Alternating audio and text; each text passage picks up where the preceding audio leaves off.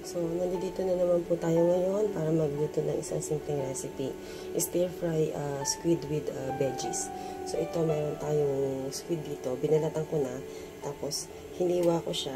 Tapos, nilagyan ko ng parang slit. Okay. Meron din tayong broccoli.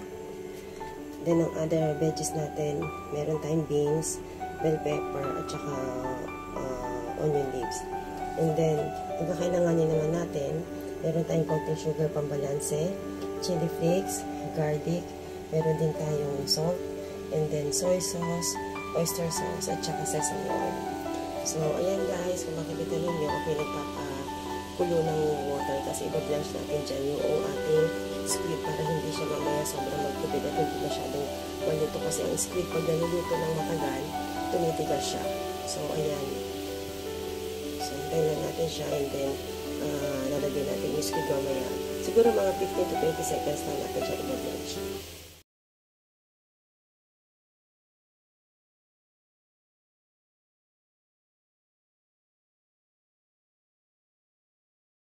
A few moments later. Ito guys, kumukulo na yung ating water. So, ilagay lang natin na yung squid.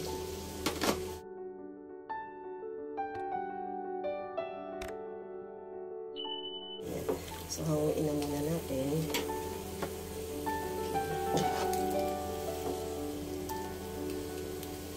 Pinabalik ko siya sa strainer para matanggal na yung mga excess water niya.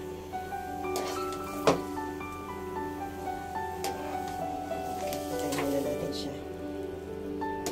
Okay. So, yan guys. A few minutes later. Ganyan natin yung ating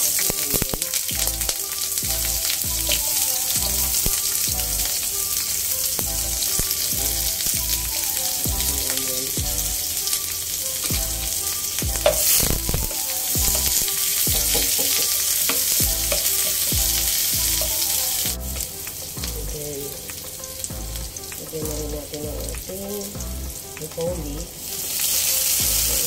Hindi ko na siya blanch kanina kasi kakainin naman agad. So, okay na yan.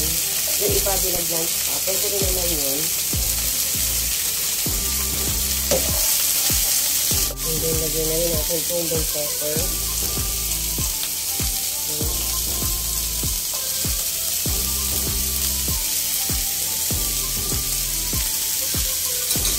Ibigin natin yung onion leaves kasi parang tatapos na natin yun.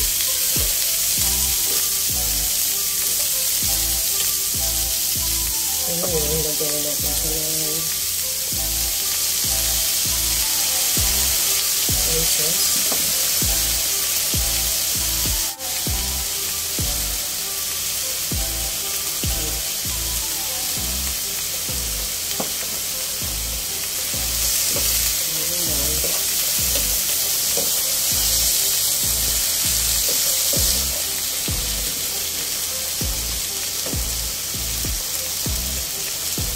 Sandin natin siya ng chili flakes, powdered sugar, konting salt, okay.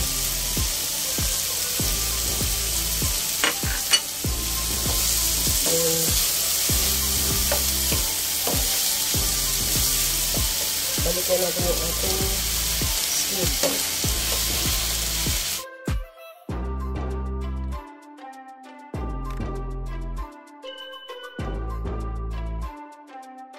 A few minutes later. So, yan guys, pwede nang natin ilagay ang ating index. And just mix. At this time, pwede nang, this point of time, pwede natin pakayin. Okay? So, here we go. Ito na po yung ating stir-fry squid with veggies.